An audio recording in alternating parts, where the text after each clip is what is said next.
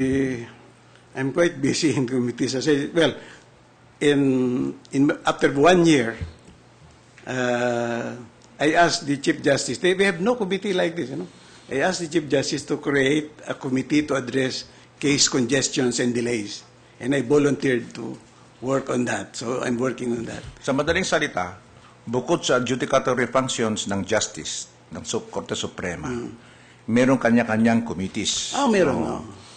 Bukod sa member ka ng committee, meron ka rin yung committees where you chair. I think you sit in a lot I'll of go into that. other committees. And you chair the committee of the internal rules. Yes. Where yours truly is a member. No? Yes. You also sit as a chairman of the committee to draft the rules for pilot testing in in Quezon City, Quezon no? City, correct. How to dispose of cases, and you invited me also as your member.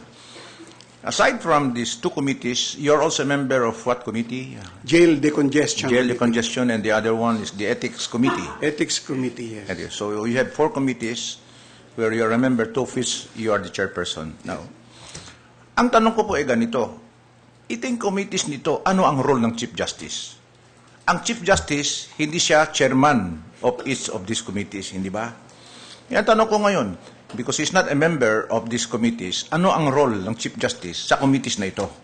Ang role ng Chief Justice, it is that they produce, that they don't just hold committee meetings, and what they would do end up in the files, in the cabinet. But the role of the Chief Justice is to ensure that they have result and people move to make these things happen. Yeah. I think you also sit as a member of the committee of the revision of rules of court, the mother committee, which we call the mother Rules of committee. Civil Procedure. Yeah. I'm also the No, chairman. in the mother committee, it's Yes. I'm also a member of the mother committee. Yes. The mother committee is actually the committee on the revision of the rules of court, Yes. which is chaired by the Chief Justice. Yes. Yes. And you sit as a member of a committee or a chairman of the committee that drafted the rules for pilot testing in the RTC of Quezon City. Okay. Now, whatever we took up in that committee, then the draft rules forwarded to the mother committee. Yes. Because it might affect other provisions of the rules of courts, Correct. which might be amended or in conflict. Correct. So we bring the rules That's true. proposed to the mother committee. That's true. And the mother committee is chaired by the Chief Justice. Yes. So the Chief Justice should know what are these proposals are, because there will be as we always have, there are healthy debates, no? And the members of this mother committee are not only justices or incumbent justices from the Supreme Court. Yes, outsiders. There are retired justices like That's true. Justice Vito, Justice Ascona, That's true.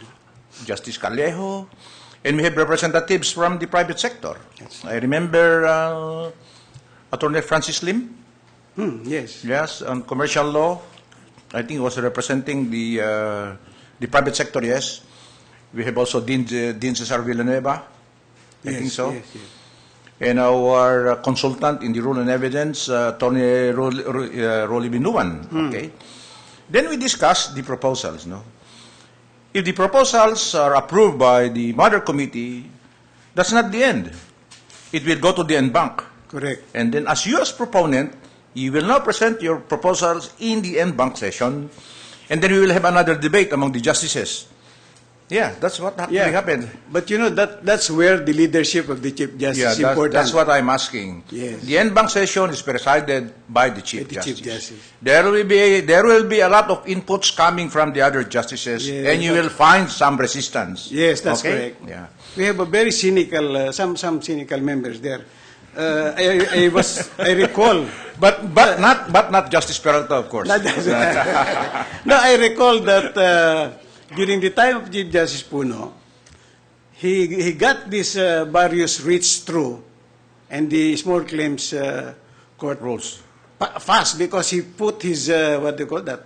He put pressure on it. He really made sure that it is done Yeah. immediately. I remember because that was his vision. Yes, yes. He wanted to have apply the provisions of Article 12, Section 5, Paragraph 5, and the rule-making power of the Supreme Court. Yes. And he wanted to come out with rules for the protection Yes, and the environment enforcement, and all the other constitutional rights, Yes. which are, human rights, which are the writ of amparo and writ of habeas data. Then you have the civil rights for the poor, the small claims.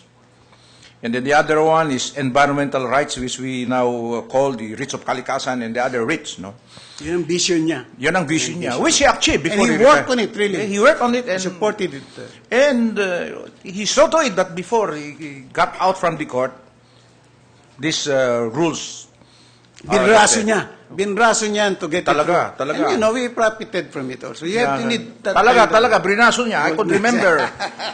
I could remember Justice Robert when... And pleasantly, pleasant talagang saying that binraso, but actually, there was consensus. Yeah. But he insists that decision be made immediately. Mahirap talagang Chief Justice, hindi po ba? Yes. No, I remember when we were preparing the rules for procedure for environmental law, we would meet on Thursday from 8 o'clock, 8:30 in the morning up to 5 o'clock for 1 year. Because he wanted it through. He He insists that it be finished. Well, The- that's what. And you remember when you have a Chief yeah. Justice there.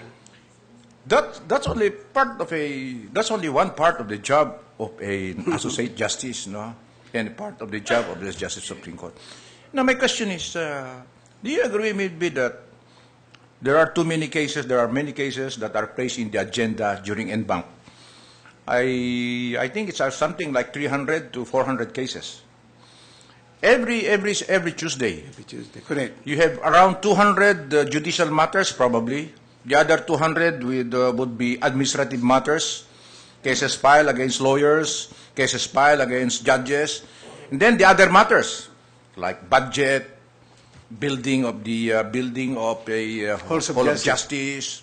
Where will we get the allowances for our employees? What shall we do? Shall we talk to the congressman so that something is inserted or something is amended in the budget? Talk to him. The judiciary is only getting less than 1%. No? Shall we continue with the implementation of RA 9227 in order that the judges and justices will still enjoy the SAD's allowance? Many things, sir. Aside from, and it is presided by the Chief Justice. Correct. That's true. It's What should really a they- tough job. Yeah. It's really a tough job. Not only that, if you are an associate justice, we have deliberations on Monday and Wednesdays, and we have cases placed in the agenda on Mondays, and also cases placed on the agenda on Wednesdays. And you know how many cases are placed in the agenda? 300 to 400 cases on Mondays, and 300 to 400 cases on Wednesdays. And we deliberate on Wednesdays. Can you explain how I've we work? never worked so hard in my life. Yeah. Well, if you're serious with your job, Yeah, I'm asking you these questions so that the public may know it. No? That the Supreme Court is a collegial body. We respect the opinions of everybody. No? All the opinions are placed on the table. We discuss. Sometimes there are extended arguments. Sometimes we cannot arrive on a consensus. Then we have to reset. Somebody will ask for another month and so on. Because of the delicate issues that might be raised in all these sessions. And can you imagine if the presiding justice is maybe experienced in the law but has no experience about all these matters that they're taken up in the agenda? Do you agree with me, Justice Robert? Yeah. Huh? Well, even if we have a new Chief Justice from the outside, he will eventually learn the ropes. Yeah, but the it will- important thing is that he has that kind of personality, ability, character that will, so that he will gain the trust of his colleagues, even if you're an outsider. Yeah, that's That's what's correct. important. That's correct. But when you want to gain the trust of your co-employees, then you must be somebody really who is. Yes, you must be really. You must be above. You must everybody. really have it. Yes, that's correct. You should be above everybody. You know. Now, you are only one of the 5 or 6 applicants, no? And you said you confirmed what I said, that you are members of several committees. Justice Brown has also committees. Justice Tess de Castro that's has true. also a That's committee. true. Even Justice Carpio has also a committee. All of us have committees, no? That's correct. Yeah. You can just imagine the so numerous committees that we have, important committees. Para tayong Congress, marami tayong committee. minsan pa, parang mas mahirap pa eh. Di ba, you told me once, mahirap ata ito napasukan ko. I think you said when you were, Yes, when you were true. starting. I think I was happier when I was in private, in the sense, in sense of comfort, etc. No? But I find a challenge to this job. Now, do you agree with me one of the reasons why mababa ang rating, Somebody suggesting that sometimes we ask questions in Tagalog so that everybody understands. Oh, sige. Yung cross-rating kasi ng Korte Suprema, ang kaso ay dalawa parating parties involved eh. Meron nanalo, meron natalo. Kung sinurvey mo yung natalo, anong sasabihin nun? Siyempre, masama. Ang sasabihin nun, nabayaran yung judge eh. Yes. Kung hindi naman, as an excuse, forgive me if I say this, pag natalo, sasabihin ng lawyer Nilagyan. Lawyer paano yung kabila naglagay di ba? Sasabihin sa kliyente. Yung mga lawyers naman dito, I hope, I'm not saying you do that, Nandito si Attorney Quans from the impeachment court, di ba? Nandito, private prosecutor. Attorney yeah. Kaya mababang trust rating Meron parating natatalo hindi ba? Well, meron ding valid reasons sometimes. Yeah, but there are valid reasons. But one of the reasons is that unlike legislative, yung law for everybody If they do not like the law, then they can challenge the constitutionality or legality Dito maglalabanan sa Korte Suprema dito, pag natalo yung kliyente, walang ibang magandang rason paano, nabayaran ng ganito? Hindi marunong yung judge. Yung judge, in-appoint kasi, bago-bago lang yan di ba? Bata pa. Things like that. Yes, you can just imagine when the survey is made and you ask the questions from these people, trust rating natin talaga, bababa. Hindi ho ba? Justice Robert? Pero parang nung panahon ni Chief Justice Puno, maganda rin ang trust rating, Oo, magandang trust. Mataas ang trust rating. Siguro ang perception, siguro depends on a lot of factors, well, we have to clean up, the court. But I was talking to Ruan Libarios and I was telling him, we have to put our acts together in the matter of corruption. Yeah. It is not as if the standard or conventional remedy is detect, investigate, prosecute, remove. But we have that in the past many years, and it has not really worked in a way. What I was looking at, I was listening to Tony Kwok of Hong Kong, and I think I agree with him, is for us in the legal system to come to an agreement. One day, beginning of this day, we will clean up everything. We will we'll have dialogue with each other and say that honesty works. There are law officers in this country who do not give bribes and they prosper. And there are judges who have happy family lives with their salaries. They have to develop that kind of thinking, and for us to be jealous.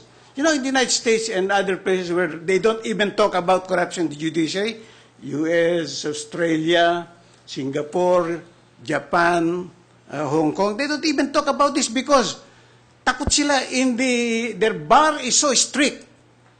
No? If you commit something wrong, you're out. You're out of the profession. Sometimes I was telling that we will not receive bribe if nobody will give us bribe. See? So we have to come to, well, that's what I think, we have to put our acts together, talk to businessmen, to tell their lawyers not to give money.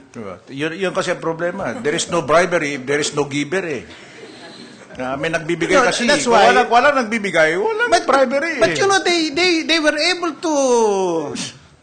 able to overcome that problem in these countries that I mentioned. They had briberies, these countries. Yeah. But they had that kind of leadership that brought people together and says, we have to clean up because it's our children who's going to live here tomorrow. Two of my kids are living in the U.S. already because I felt when I was in practice that things are not so doing Probably so they well. will. Probably they will come back when you're appointed Chief Justice. No, they have families, they have worked there already. But what I'm saying is this, that we can always that as a remedy. Some of our grandchildren may not have a congressman for a father.